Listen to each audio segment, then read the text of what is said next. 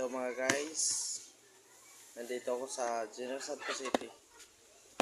Walang paling-paling itong usapan to mga guys. Ano lang, marami akong balita sa ibang lugar nakabidyo. Lahat ng aking binili. Sa amin hindi namin binili yan. Kusang donasyon lang namin yan. Kung totoo may berto ang may-ari. Kung gusto kami bumili, mag-donation kami doon sa punuan. Yung may-ari, hindi namin nga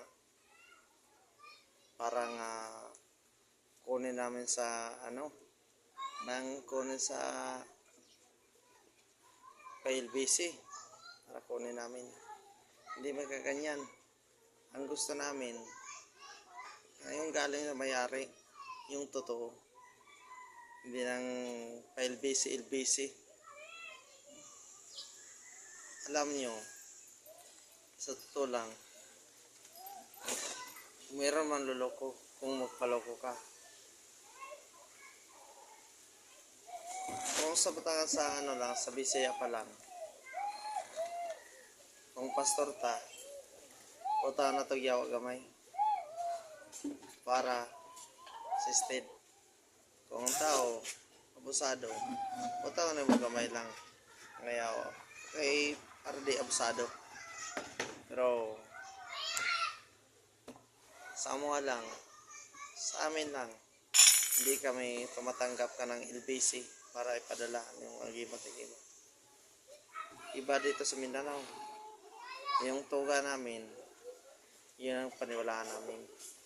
Yung iba dyan, maniwala sa iba, kahit LBC, tumatanggap sila.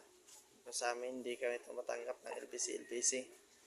Mismo may-ari nang mismo magbigay sa amin. Sisting namin sa mga manok, hindi hayop ng aso sa Bisaya. Pero bago namin tanggap yan, at totoo, sisted talaga. Pero ginagawa ng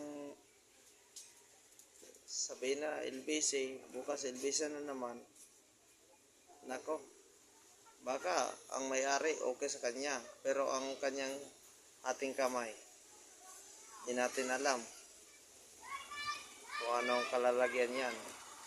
Baka lokohan tayo dyan. Kaya huwag kayong magpaloko. Mas maganda kung kung meron na mga bagay nga bigay sa LBC, ng ating kamay lang, kayong maniwala dyan. Mas maganda. Kung sa Bisaya, mas maganda. Mas mayo. Kung sa punuan, kung sa Tagalog, mas mabuti. Kung sa may-aring totoo may-ari, na tayo makikita sa kanya.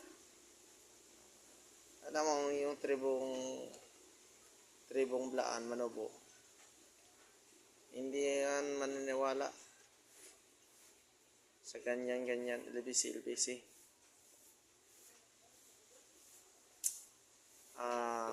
100% bago maniwala dyan.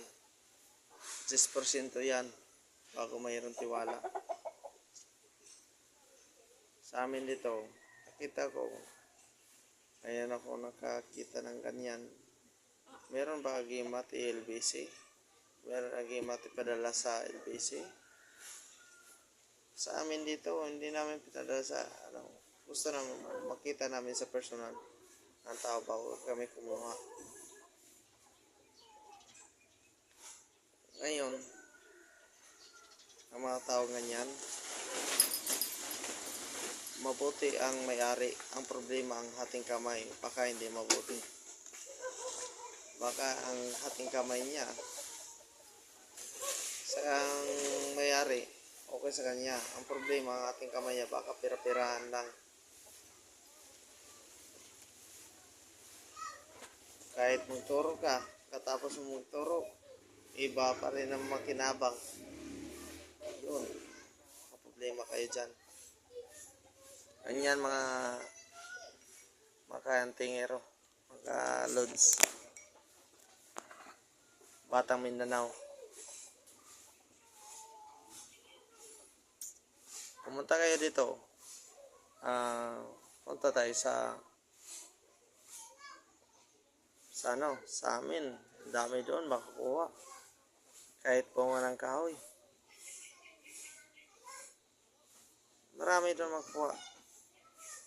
Bunga ng kahoy, mga bagon. At check ko sa inyo. Ligtas kayo sa kamay ko. Basta hiking tayo. Bakit hindi? Punta tayo kung gusto niyo. Hanggang dyan lang mga kalods. Magandang hapon. Kasi hapon na dito. Salamat.